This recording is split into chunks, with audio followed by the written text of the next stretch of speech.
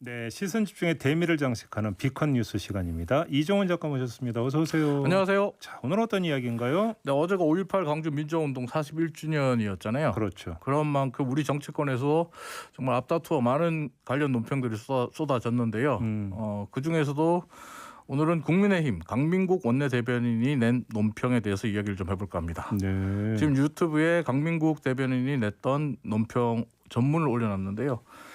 이 논평은 국민의힘은 진정성으로 다가가겠습니다라는 제목으로 시작합니다. 그리고 이 논평 말미에는 이런 문구가 있습니다. 국민의힘은 21대 국회에서 5.18 진상규명을 위해 5.18 민주화운동 진실규명과 역사 왜곡 처벌을 위한 개정 법률안을 통과시켰다. 앞으로도 국민의힘은 호남과 동행할 것입니다. 이런 문구가 있습니다. 이 문구를 특별히 강조하는 것은 문구 내용이 잘못됐다라는 뜻이 내포되어 있는 거죠? 아니요. 제가 기억하기로는 네. 21대 국회에서 5.18 민주화운동 진실규명과 역사 왜곡 처벌을 위한 개정 법률안은 국민의힘은 반대했다라는 기사를 제가 예전에 본 적이 있거든요. 네. 이 법안이 통과된 다음 날 더불어민주당의 김원희 의원도 이 부분에 대해서 굉장히 맹렬하게 비판했던 것도 기억이 나고 그렇게 알고 있던 이 논평을 보니까 순간적으로 내가 잘못 알고 있었나? 잘못 생각했나? 그래서 국회 속기록을 한번 찾아봤습니다. 네.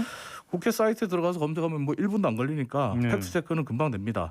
그랬더니 검색 결과 이 법안은 작년 12월 9일에 열렸던 국회 본회의에서 총 225명이 투표했고 찬성이 175명 그리고 반대가 31명 기권 19명으로 통과됐습니다. 네.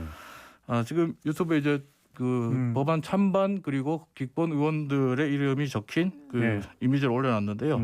근데 찬성 175명 중에 국민의힘 소속 의원이 3명 있습니다. 윤주경, 정찬민, 홍문표. 딱 3명만 딱 3명이 전부입니다. 예. 그리고 반대 31명과 기권 19명은 모두 국민의힘 소속 의원들이었습니다.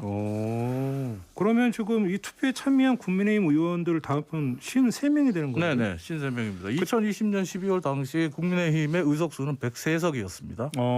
그러니까 당시에는 50명의 국민의힘 의원들이 투표에 불참했다 이렇게 보시면 되는데요. 예. 심지어 어제 논평을 냈던 강민국 의원도 투표에 불참했더라고요. 이름이 없어요. 예.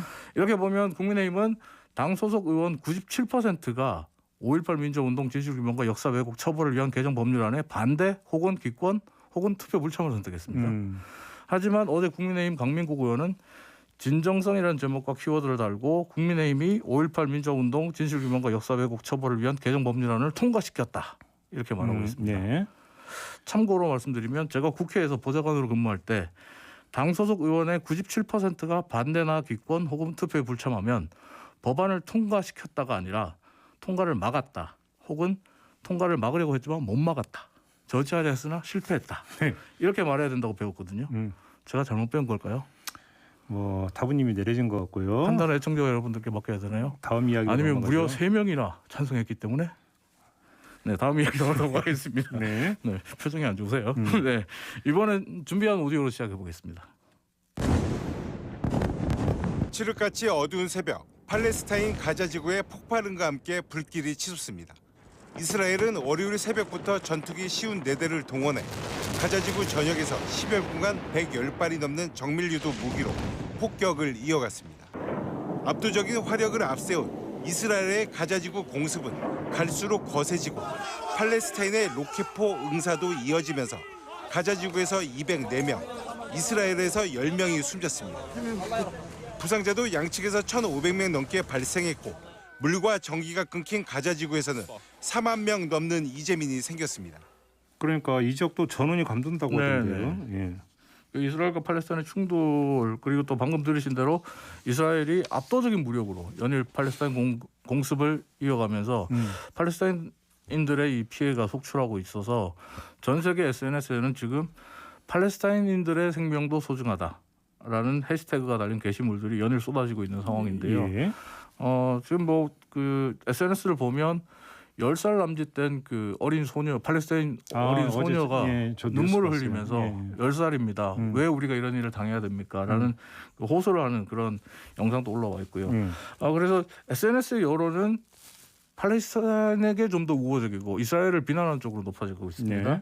그러자 이스라엘 외교부가 어제 오전 1시쯤에 자신들이 운영하고 있는 공식 트위터 계정에 트위터 계정에 로켓 모양의 이모지 수천 개를 올리고 이런 글을 썼습니다. 이건 이스라엘 민간인에게 투하된 로켓포의 개수다. 각각의 로켓포는 사람을 죽일 의도로 쏜 것이다. 모든 로켓포에는 목표 지점과 주소가 있었다. 만약 당신이 사는 주소에 그 목표 지점이 찍혔다면 당신은 어땠을 것 같은가?